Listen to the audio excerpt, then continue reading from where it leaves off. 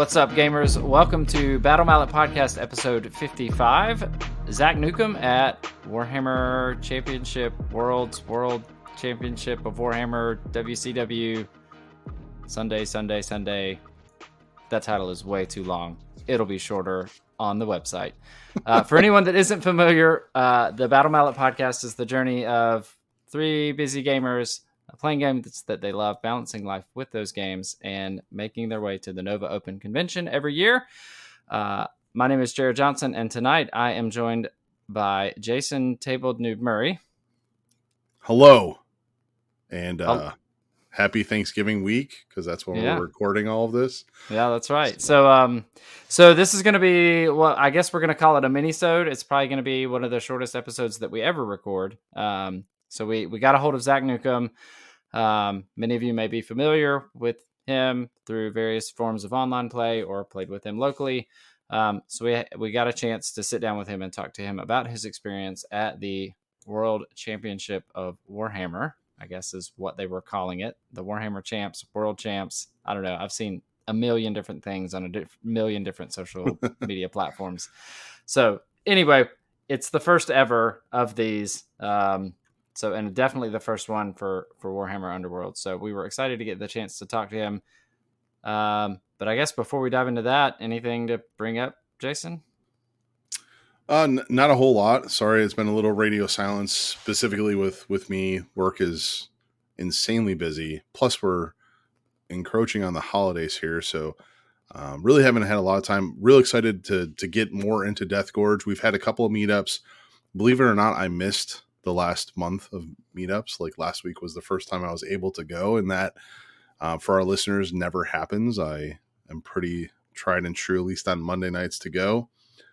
So yeah, a lot of disruptions, but have had a couple of games, and in a future episode we can definitely get more in depth into what the current state of the meta is and what we've experienced here locally, but still going strong.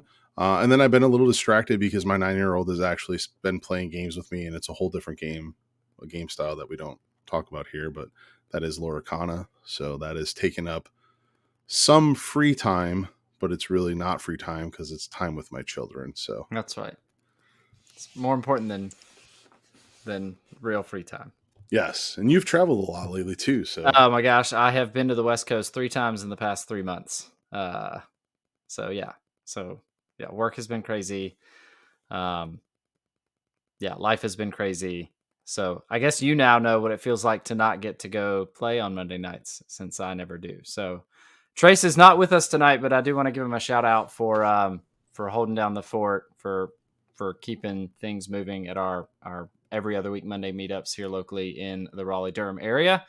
And from what I can tell, like there are 4 or 5 regular Underworlds players that I have not even yet met in person now in our local community. And that's awesome. Like, I'm super excited. I'm not excited because I haven't gotten to play, but like, I'm excited that the game is legitimately growing in our community. So when Trace gets back and we record like our fuller Death Gorge review, current gaming state episode, we can dig more into what that's been like. But I definitely wanted to give Trace a shout out while he's not here. He's suffering at the beach on this Thanksgiving week. What a poor soul. Poor soul. So suffering. Yeah. So I guess, we'll keep it short and tight.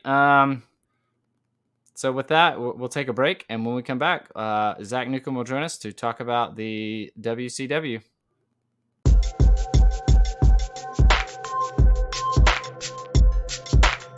And we're back. Thanks, Jason. You're the best. I thought we rehearsed this, but apparently not, because we don't rehearse anything. So we have Zack Newcome, also known as Zack Newcome on Discord. For anyone that has played virtually with him, he had the opportunity to go to the Warhammer Championships in Atlanta. He was representing the United States of America in the World Championship event. He had the opportunity to play Warhammer Underworlds. Otherwise, I don't know why we would have him on our show. But we just wanted to bring him on. We have played with him virtually online a lot, as I'm sure many of our listeners have. Anybody that is frequently playing online in the various virtual tournaments has probably had the opportunity to play against him.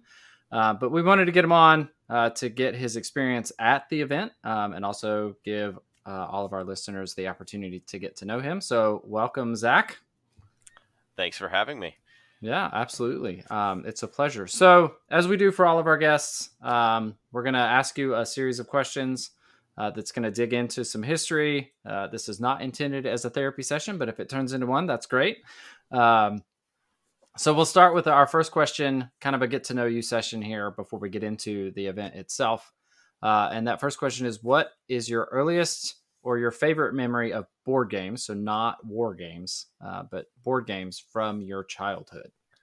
So I remember starting to play chess with my father for a pretty early on, probably around like 8 years old or so. And I remember losing every single game for like 2 years, and then I finally beat him at like age 10, and that was a fond memory. And I still play chess. I'm actually teaching my son how to play chess now. Nice. Yeah, good for your dad. There's no easy wins in life. Yeah, So well, it's really nice that he let you win when you hit 10, but yeah, he couldn't beat me by 12. Oh, nice. sure. I play that same game with my kids. Oh, you beat me. Oh, that's Yeah, awesome, yeah. man. That's cool. Yeah, that's I feel like there's probably a pretty big percentage of the gaming community that got their start in chess. Um, so our second question is, how did you get into tabletop miniatures games? So avid Warhammer Underworlds player now, but at some point, probably not Underworlds when you got started. So what was that? What was that like? So it was actually by happenstance. I worked with one of my good friends, Matt, and he introduced me to my local gaming group.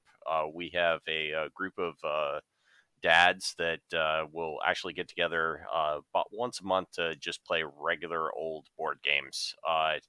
And one of them introduced me to Underworlds. He had the Shadespire box, and we played a couple of games, and I really liked it. So I started picking up Underworlds, and I've been playing Underworlds ever since. And unfortunately, he doesn't play anymore, but I continue to play it because I enjoy it, and that's how I got started. So Nice. So you're did oh, you go ahead. fracture into any other like tabletop games after Underworlds then? Like did you pick up No, AOS or anything? I haven't picked up any of the larger systems because I think my wife would probably have words for me if I bought any other like competitive games that I needed to collect things for.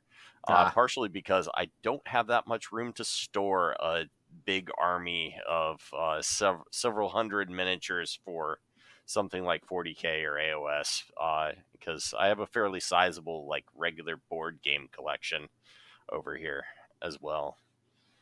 That's okay. awesome. Cool. That's really cool because I guess I'm a little envious because when I got into games, it just snowballs and it's like Underworlds could be your gateway to this whole new life of plastic nonstop instead of every just couple months. But you I, hold strong. You hold strong. yeah, it's admirable. I do have a growing collection of D&D miniatures as well Oh, there it as is. some other stuff. So it hasn't stopped growing. It just hasn't mushroomed as much. There you go. There you go. I like it. All right, so Underworlds is your miniature game of choice. What's your favorite warband? Um, as always, I would be remiss to say if I didn't say Chosen Axes, I think there would be a riot somewhere. Ah, yep. I'm still a Chosen Axis fan, although I'm unfortunately they're not very competitive ever anymore. But that was my favorite warband for the longest time.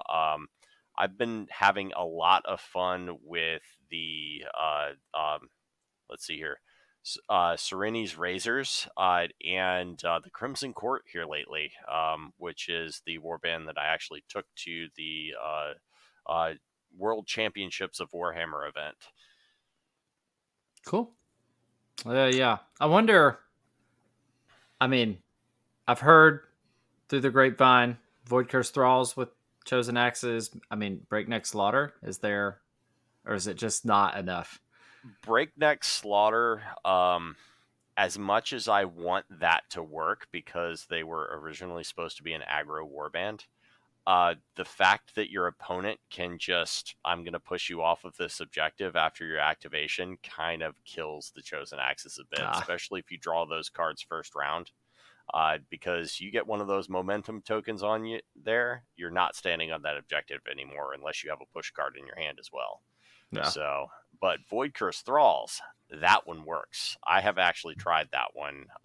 It can actually hold a candle to a couple of the more competitive warbands right now if things go correctly for you.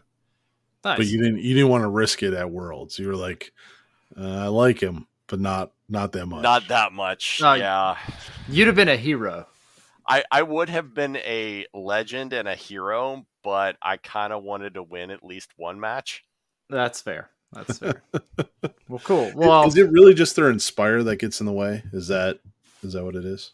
In my opinion, yes, because once they Inspire, they hit like trucks. They're actually pretty accurate. Their movement's not terrible, and frankly, their faction ploys and upgrades are actually pretty good.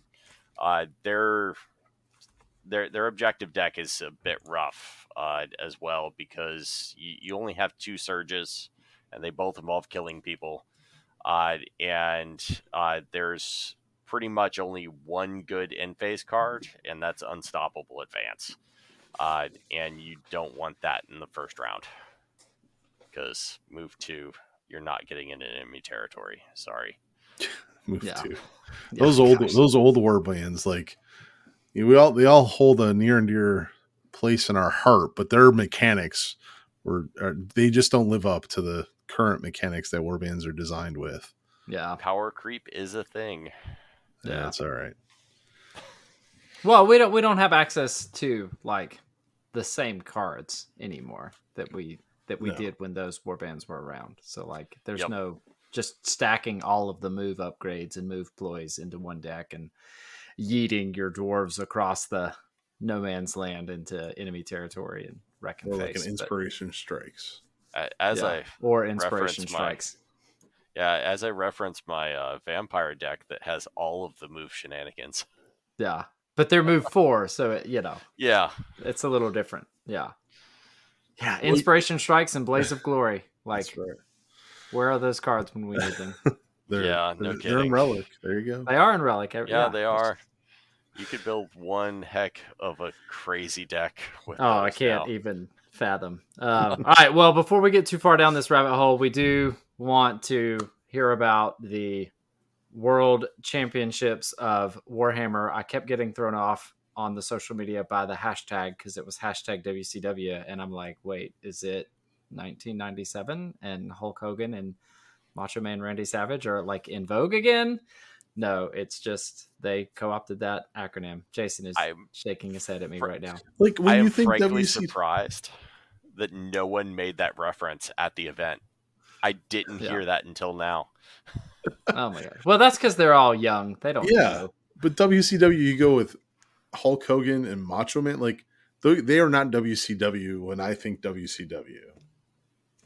That's WWF. Like, well, they left Sting, WW. They did. All right. They're not. Okay. Okay. They're not iconic. It's fine. Not iconic. Like Sting. I could, Sting is okay. That's who I should have referenced. My bad. There you go. All right. As penance for that, Jason, I will cede the microphone to you to walk us through. So talk to Zach and. So the championship, you get the nod, you get to go. So we'll just start with, how did you go selecting Crimson Court? Like, what drew you to that warband to take to the World Championship? So Crimson Court, they have a fairly solid stats block for them, so they're all more move 4. They're all 4 wounds, and they all have about the same defense characteristic. And because I took Void Curse Thralls with that deck, I was able to actually make Anais the same defense stat as everyone else right off the bat, which is primarily who I would Void Curse first. And then I was also anticipating a lot more of that ping meta that everyone has seen here lately. That I was actually surprised that there wasn't more people playing that ping meta there. And Crimson Court has a lot of heal cards and access to heal cards in their deck. So I was thinking, well, I can hit pretty hard. I can move pretty fast, so if somebody tries to hide from me, I can hopefully chase them down. And if I take a ping or two on the way in, I actually have the chance to heal it off before they have a chance to take the fighter out of action. And Crimson Court also has a fair bit of fairly passive scoring cards. So things like Death's Domain, Recovered Poise, Grave Lords can all be scored fairly consistently without having to do all that much into your opponent. And they also have a lot of cards that just score, like Spirited Attempt. And when you start mixing in the Void Curse Thrall cards, you have a pretty consistently scoring deck that you can actually score frequently. My average low score throughout the event was 9 glory. I only failed to score 9 glory once, and that was against Aman, the gentleman that won. So it was a very consistent scoring deck for me, and I actually only had a week to prepare it.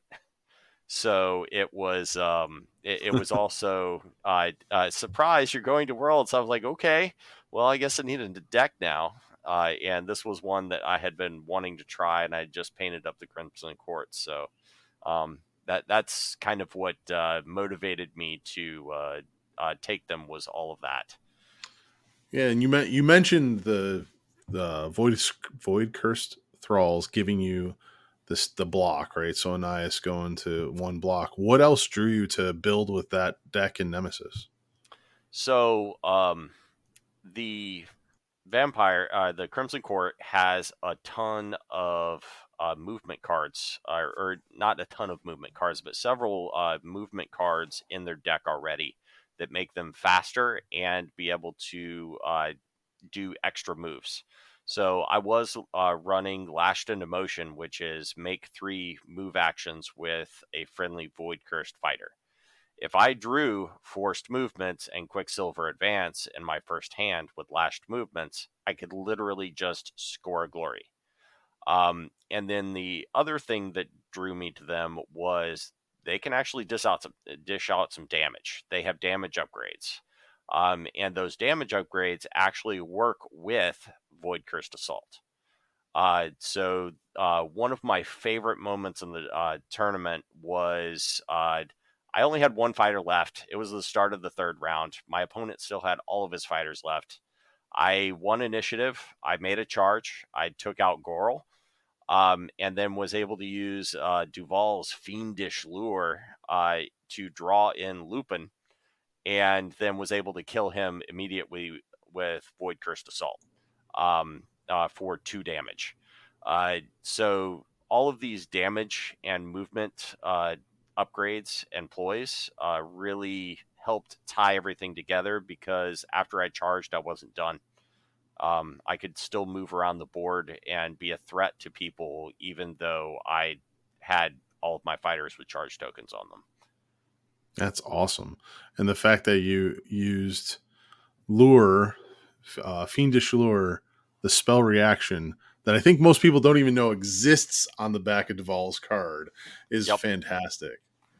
And Gorath's spell action as well, as long as you don't Void Curse Gorath, I mean, there's your ping right there. It's a range 4 ping 1 as long as you have a wounded fighter within 4 hexes of you. So you can literally heal one of your guys and do a damage to your enemy with that with that action. So it was like all of these things kind of pulled together to make this deck, and it was moderately successful. I had a really good first day. Kind of fell apart after then, though. So yeah, so that leads me, before we get into like actually like the final results and matches, but so you get the call, you're going to Worlds. As you arrive, because it's set up differently than any other tournament that I've kind of witnessed It really was. for Underworld. So can you kind of walk me through the format? Like, you guys played over what, 3 days? The event was actually spread out over 4 days. And I can't help but the top 8 format, I still don't understand that one. But I can walk you through the pool play. So the 18 players that we had were split up into 2 pools. We had a pool of 10 players and a pool of 8 players. And everybody was randomly matched up and into our matches. They were trying actively not to pair up people from the same country. So if there was another option of somebody to pair to, they were pairing with not in country. So there was some shifting around in the pool play with some of the pairings so that countrymen weren't playing each other. But we did a 5-round event basically for the first 2 days in that pool play. And we were actually playing 3 games every match. It was still a best of 3, but we were playing all 3 games so that the tiebreakers had a chance to actually matter, because if you knock somebody out 2-0, you're only going to have 2 games worth of glory. Whereas if you do play all 3 games, you're going to have a equal number of games with an equal number of results to be able to pair the tiebreakers. So then they basically took the top 4 players from each pool, and that became the top 8. Okay. And then they played over the next 2 days. And then they played a double elimination top 8 over the next 2 days. Okay. And there was some weirdness with how that happened. Like it was like if you immediately won 2, you went into this bracket, and if you were still 1-1, you went into this bracket. And then there was there was this thing called a deaths match, and that the undefeated player went all the way over to the final, and then the winner of the deaths match ended up playing in the final. Yeah. So it was I didn't understand how all of that was happening, but it was double a elimination little bit convoluted. to get to the bed. Yeah. So so round 1 you'll have 4 winners and 4 losers, and then so you split into a winners bracket and a losers bracket after that. Yep. And then the winner of the ultimate result is that the winner of the winners bracket plays the winner of the losers bracket with, as you said, some shenanigans in the middle to make sure that everybody gets double eliminated. Till you get to the top. Cool. It's interesting. I really found it interesting that you had to play all 3 games. Like, I thought that was a nice twist. And, when the information was first kind of starting to leak out, it was like, why do they need like 17 hours to play one game? And then once we found out this format, we definitely had enough time to play our entire match, all 3 games, and then like take a nap for like an hour, and then go eat a meal for 2 hours, and then come back, and we were still half an hour early.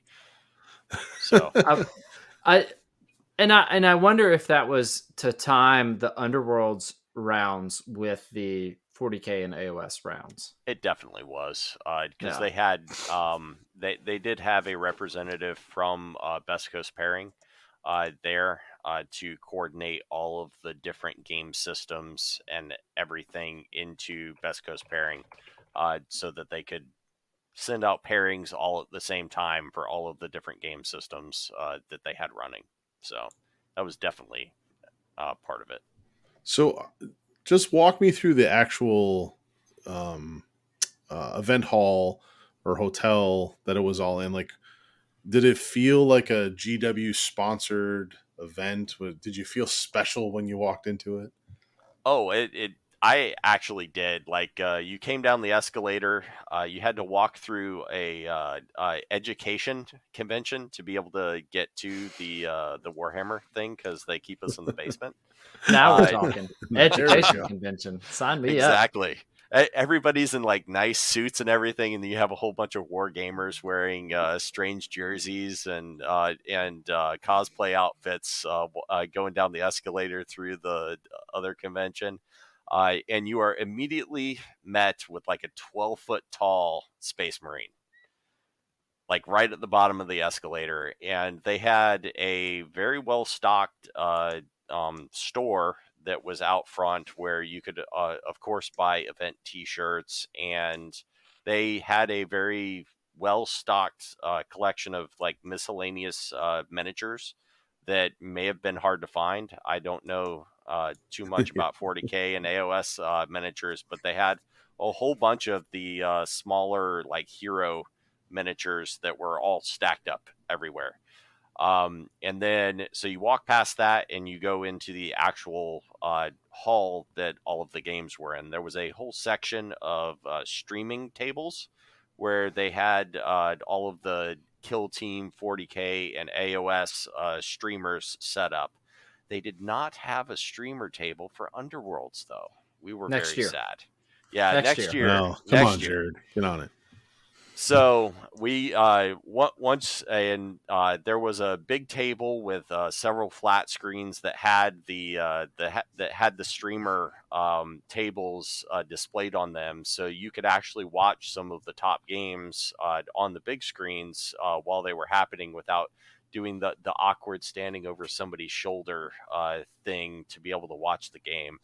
And there was a large section for 40K, large section for AOS, and Kill Team and Underworlds was like packed over in the corner a little bit because we don't take we don't take up near as much table space as the big systems. So we had our own little section, but it was nice tablecloths and numbered tables, and the Kill Team tables had all of the terrain on them. And there were quite a few tables in the room. It was a fairly large event with, I forget what the total number of countries was, but there when they were reading off each country so that you could come up and get your challenge coin and everything, it was a good 25-30 minute long presentation to read through all of the countries that were actually there, and it was a lot. And That's really cool. there was lots of people from everywhere. I think the number was only 30% of the event was actually Americans. That's cool. So That's awesome. if it was that big, like that big of an event, that many people traveling in, do you know, was there any after hours like events or scheduled things that they had for people to socialize and mingle with, or was it just kind of like go back to the room and get some sleep? They basically had a full blown like social schedule after games would end. Each day we would play till about 7 o'clock or so. Uh-huh. And then after that, they had the painting competition, and then they had just a get together, meet everybody event before the reveals, because they did have some reveal events that were at like midnight, so that everybody around the world could watch the big reveals. But like it was a full blown event. It wasn't just everybody hiding in their hotel rooms. They had things going on throughout the evening.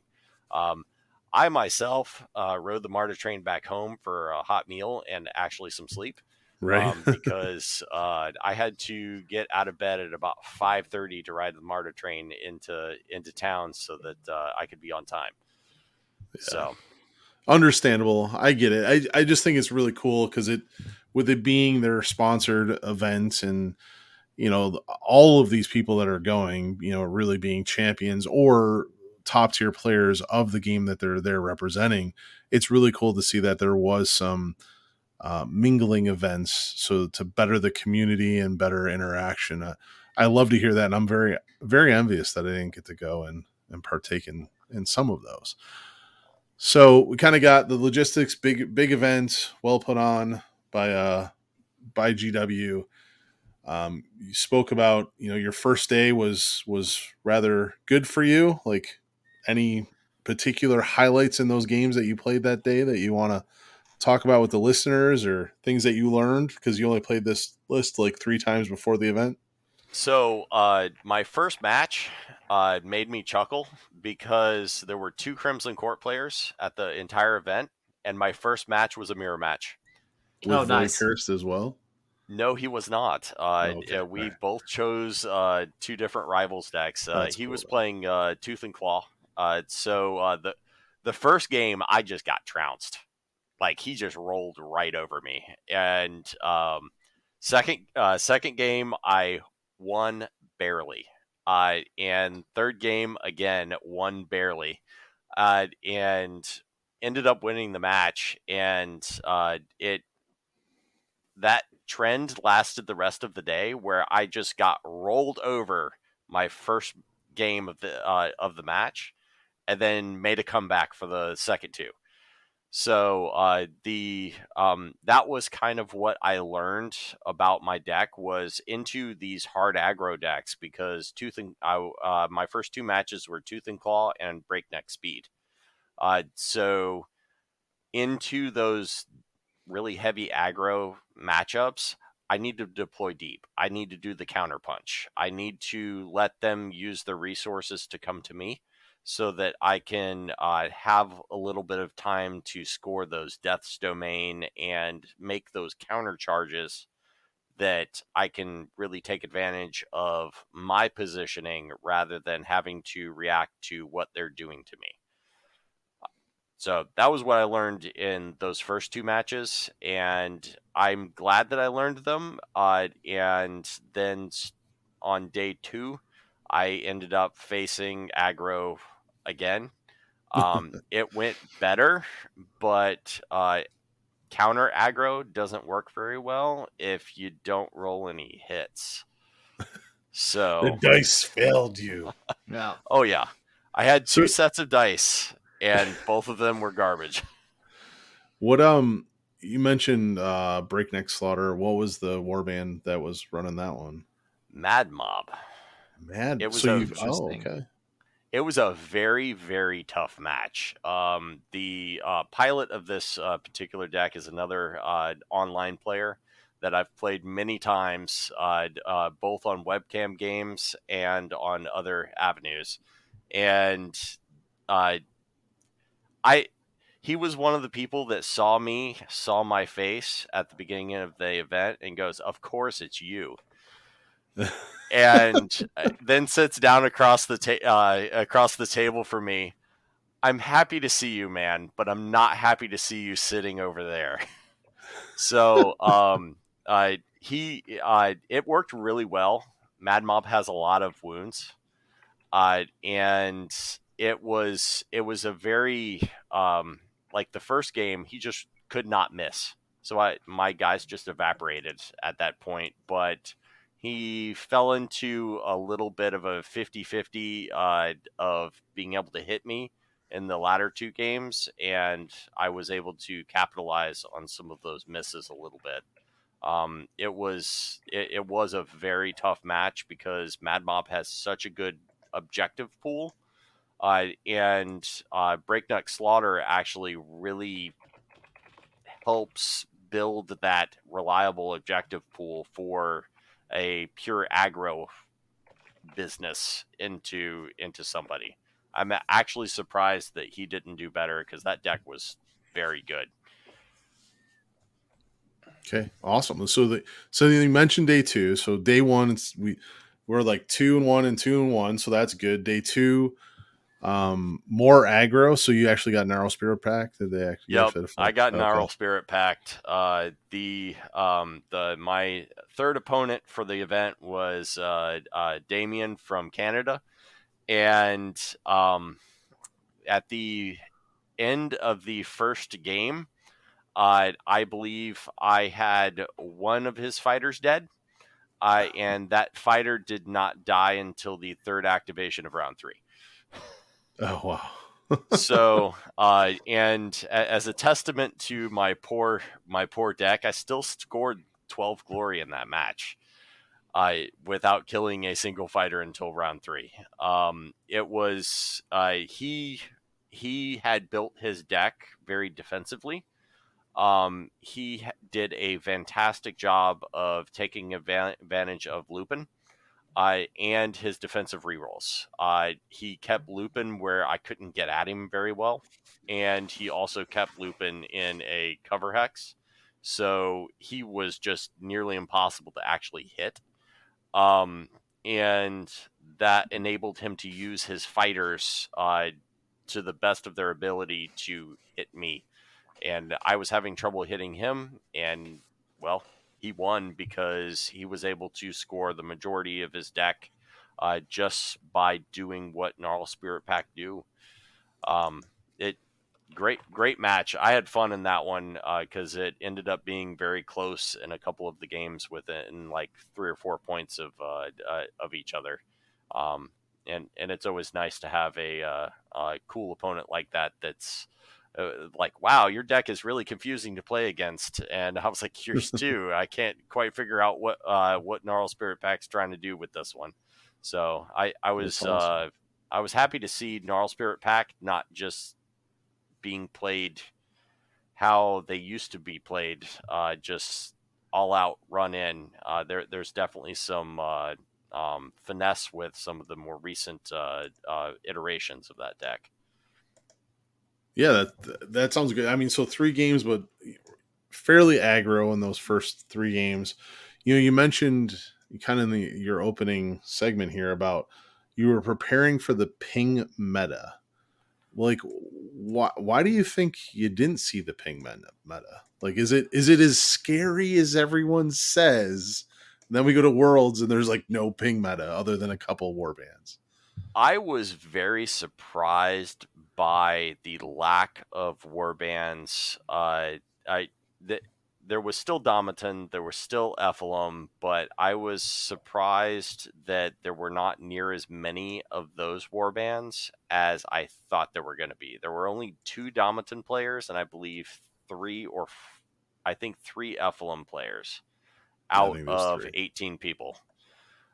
So I was surprised that there wasn't more. I was also surprised that not near as many people took Force of Frost as I thought that they were going to. I believe. Let's see here. Uh, I think there was one. I think only 3 of those players of those warbands actually took Force of Frost. I thought there were, If I don't know. I haven't it gone was through them either all three yet. or four. It was either 3 or 4 of them took Force of Frost, but I don't think anybody else did. Um, which was actually surprising. Which brings me to my fourth opponent, a fine gentleman from France, and his name was Cyril, and he was actually playing Force of Frost with Ephelum. Okay. And that was actually a really fun match because he can pilot good, and he ended up facing Aman in the final at after the fact, and we had some close games that came down to a couple missed attacks here and there. I did take 1 game off of him on tiebreakers, but it was that warband can fall apart if you kill too many changers early, but I it's still a very good reliable deck because their scoring is very difficult to stop unless you can take Ephelum out of business early in the game. And why didn't you do that? Spawn Mall. Yeah. So Cyril did an excellent job of screening Ephelum with his changers. He did a very, very good job at that. It was very difficult to jump his lines to be able to get back there, and he was using a lot of the Force of Frost upgrades to benefit. He wasn't just throwing them on Ephelum. He was throwing the -1 damage on some of the smaller guys to keep the smaller guys alive, so that I couldn't get to his big player back there casting spells. Okay. Yeah, that makes sense. Yeah, like I mean, a decent strategy there is to throw the -1 damage from Force of Frost, and then the heal upgrade, right? Like after Right. this fighter takes a damage, heal this fighter. So you're effectively getting -2 damage as long as they aren't dealing the killing blow. And Exactly. then if you want to be ridiculous and throw that on Kindlefinger, you're getting effectively -3 damage, which is Yeah, and then even if it does go through, you can resurrect them, right? Hopefully right. you get the card, bring them back. Yeah. Yep. So Yeah, definitely I'm tough I'm gonna pairing. I'm gonna do a brief interlude here. So we have all of the top 8 decks from champs in the Nemesis library already. And of the top 8, 2 were running Force of Frost, first Yep. and second place. So Aman's World Championship winning Dumatan Stormcoven with Force of Frost, and then Cyril's second place Ephelum's Pandemonium with Force of Frost. And then, I mean, we won't go through all of it here, but you can go to the Nemesis library and see the rest of the split. But yeah, only 2 Force of Frost in the top 8 for what that's worth. And some of those other decks were very interesting decks. My personal favorite was G's Razors. He used the Void Cursed Thralls, and I was watching him expertly maneuver Sereni into Hammertide position using the refashioned reactions Oh, smart. and refashioned priorities. So somebody would try to move out of their lane, and he would just use one of those to like move right back, so that he could keep hammer tiding people. I didn't think of that, but he used it very expertly in his matches. I was very entertained watching him pull off several upsets with by doing that. It was really fun. So I mean that I didn't even honestly I didn't even think about that even after I saw the deck. Yeah, that is a cool interaction and a good way to make sure you get 1 damage across the board. That's really cool. So that my question still remains, and I mean this could be open to either one of you. Is like after like we look at the worlds or you're in worlds playing, is ping what we should be scared about, or are there tools to get around it? Personally speaking, the ping is scary, but I don't think it's near as much of the boogeyman as some would have that opinion. And I think the passive scoring potential of the Force of Frost deck is far scarier than the actual ping damage, because those decks are able to score very passively, and that draws you in because you have to interact with them to be able to stop that passive scoring. And then the ping is just salt in the wound at that point, because they're going to ping you going into you, and then they're going to be able to finish you off very easily once they get to you. So Okay. unless you can do that quick coup d'etat to their leader that is packing the ice counters, it's not going to end well for that fighter that you send into the mix. And that's probably why we see a number of Void Curse Thralls, right? Because you get extra movement. And Yep. To be honest, I was very surprised with Warband selection and just how aggro it was. And it was all fast aggro. So, Yep. Yeah. Well, I mean, if people are anticipating something passive, fast aggro is the only way to really counter that. Very true. So So yeah, into day two, like a tough matchup. Is that where it all ends? You're done after 2 days. I that is where my competitive journey ended. Uh huh. After the top eight was removed, we actually had 2 more days of play that we were able to take part in. That was earning points for our country. So one of the really neat things with this World Championships of Warhammer event is all of the game systems were taking their scores from everyone. Every single player that was in that hall was earning points for their country. And there were rules. I forget what they are off the top of my head, but each country could choose a number of people from their country to provide points for their country, and those were all compiled. So there was actually a leaderboard for how each country was doing based on what games were going around. And Underworlds was actually very important in that because I'm not sure who came up with the World Championships of Warhammer country rules, but after about 4 matches of Underworlds, everyone had maxed out points Oh wow. for the world stuff because if you scored more than I believe we did the math of 6 glory per game. You were getting max points interesting. by the end of the event. So that that helped the countries that had Underworlds players are quite a bit in the country rankings. But so we actually did get to play all 4 days, and so everybody in the losers bracket got to play a minimum of 8 matches. That's Um, awesome. so it was a lot of fun. A lot of fun. So did this whole experience getting to go to Worlds, does it fuel the fire for this coming year to maybe go to a different event and qualify for it again? I would love to. If my Yeah. wife will allow me to leave my children for an entire weekend, I would love to. I am also looking to see if we can't get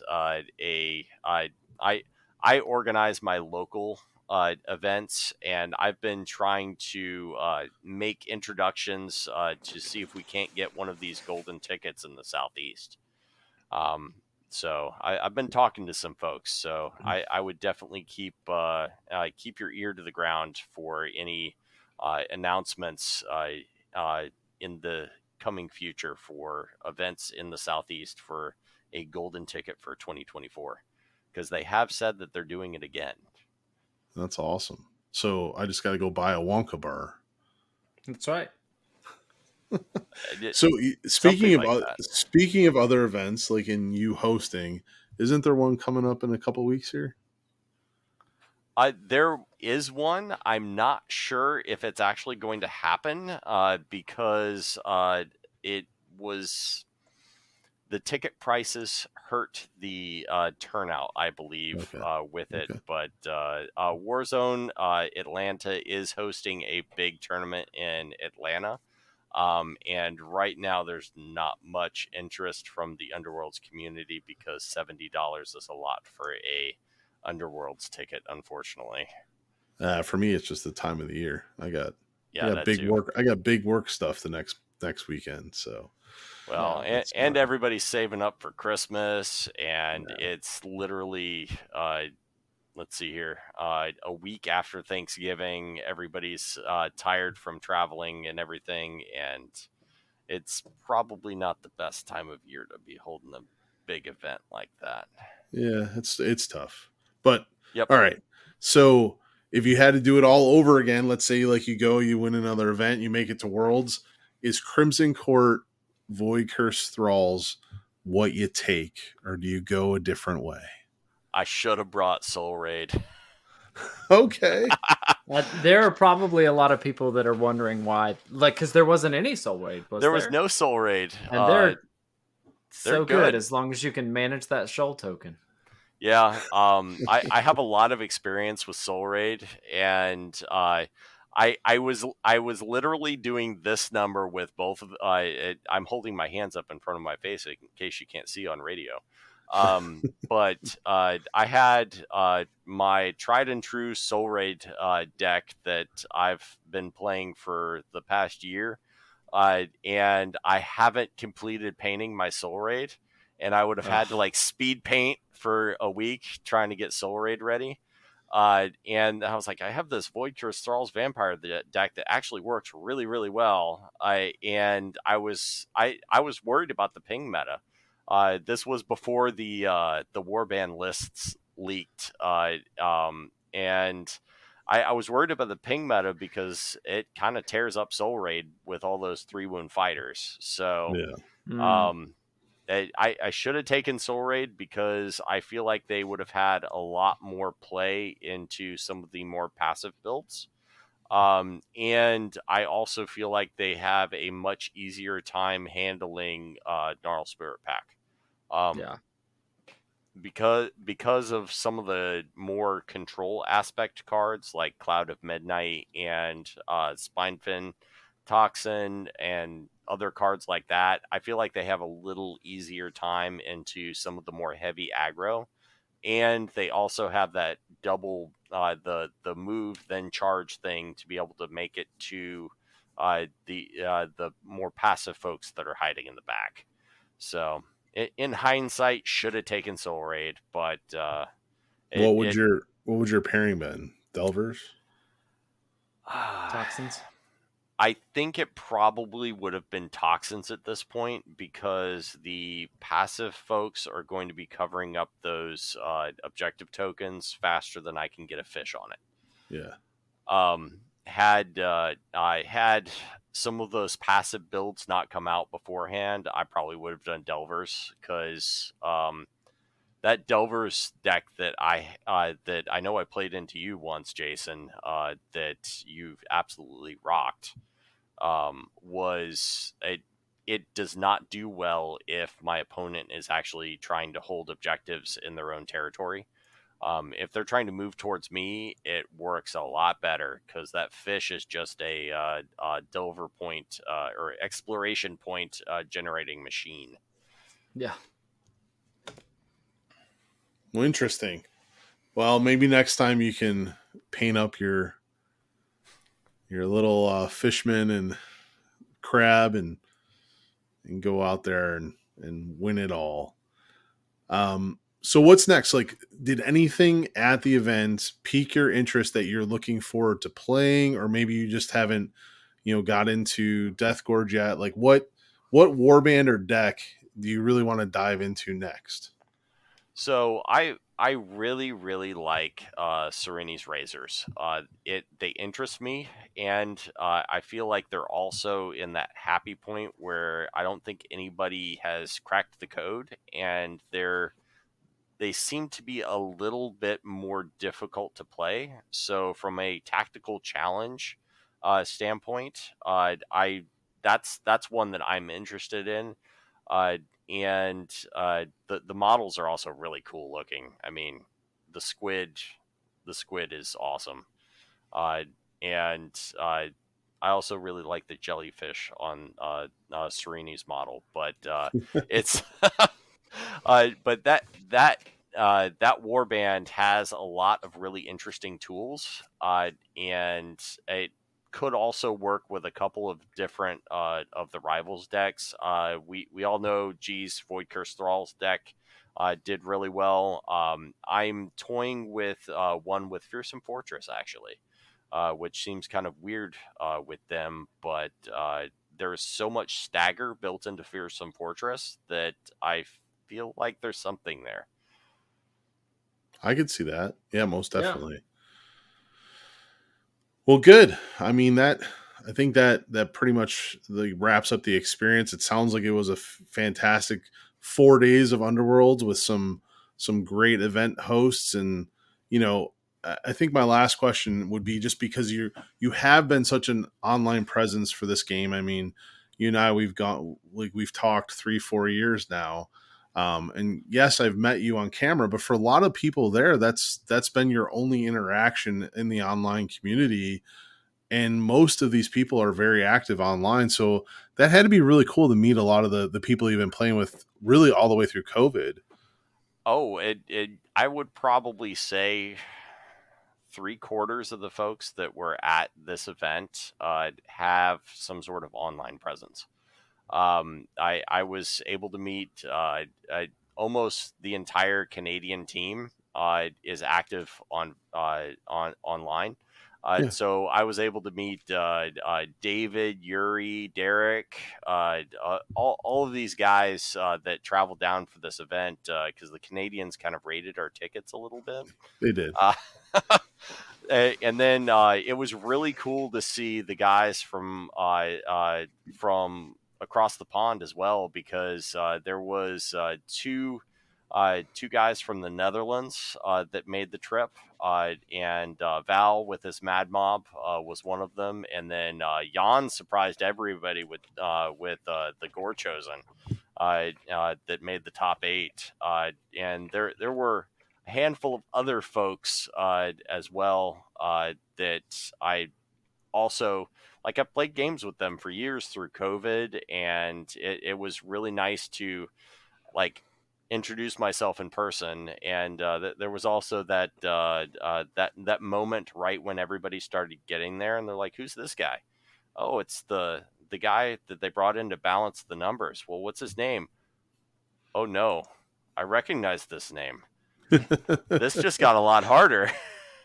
So I ended up That's not awesome. doing too well, but it was a lot of fun meeting everybody and being able to shake hands in person instead of just saying hello across the microphone. Yeah, it's awesome. Again, I'm very obvious. I'm glad that you were able to take part in that. Thanks to GW for putting it on. Thanks for the Underworlds community coming together and making those travel plans. I know that some of them had golden tickets, but it's still like taking the time away to play a game that we all love and the game that we've been playing for a very long time here. So to get that many top tier competitive players together to really duke it out over a weekend sounds like it was just the best time. I look forward to qualifying this year with my one chance at Nova. So, I mean, with that, Jerod, anything else? No, I mean, yeah, I think you covered it all. So yeah, I think we'll take a break here and we'll come back with the outro.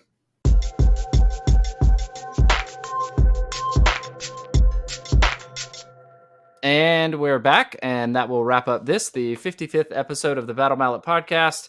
At the start of the outro, we just want to again say congratulations to Aman from Path to Glory for winning the whole thing, for being the heavyweight champion of the world, to throw things back to the WCW reference that we made with Zack. But yeah, congratulations, Aman. Definitely a lot of wins on his belt now, a lot of those notches. So glad he could take it home and add the first worlds to that pedigree. So yeah. So even though Canada came down and bombed all of our events and took all of our golden tickets, USA ended up winning it. So thanks for repping us there, Aman. And a hard fought battle. Like, if you look at the field, if you look at the roster, like, I am sure that I have lost to probably 70% of those people in various forms of online play. So yes, same here. I think I probably would have went 0 for the century against that. Oh yeah, lineup, I would have been happy to win one round, I think. So just again, congrats, Aman. Kudos to you. I'm sure that we're going to hear about your experience and Mark's experience on the Path to Glory. So you guys keep an eye out for that. And then in terms of shout outs, the other thing that we do want to announce with regards to Zack Newcome is that he has been in conversations with Frontline Gaming about the Cherokee Open, which is February 23rd through 25th. he has been talking with them about taking on running a Warhammer Underworlds tournament there. The issue that they have is that they need a certain amount of interest before they'll put tickets on the roster. So if that is something that is of interest to you, so the Cherokee Open, it's in Cherokee, North Carolina. And according to their website, this retreat style event perfectly blends community and competition into an epic weekend of fun. When you are not rolling dice, you and your buddies can relax and enjoy this beautiful resort, which has everything from bowling alleys, bars, and a fireside patio to a large casino and plenty of places to fill your belly. So it sounds like it is not your typical gaming convention where there's going to be a ton of vendors and stuff. It really is going to be like play your games and then enjoy the scenery, whether that's casino, that's the mountains, that's, food, whatever the case is. Yeah, it's Cherokee, so it's a mountain retreat.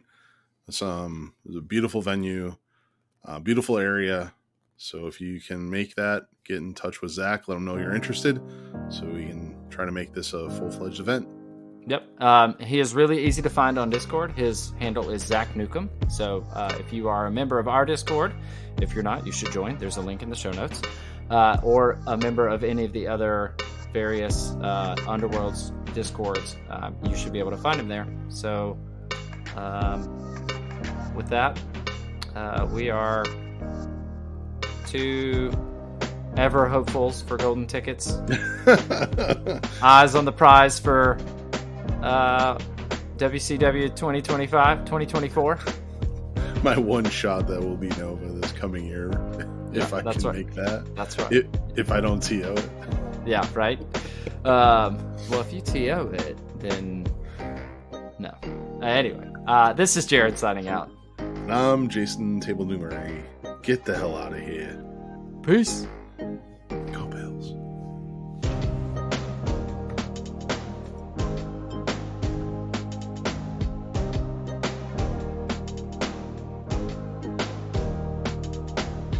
The Battle Mallet podcast is protected under the Creative Commons license. If you have further questions as to its use, you can find more information via links on podcast.battle-mallet.com. Music by Anno Domini Beats.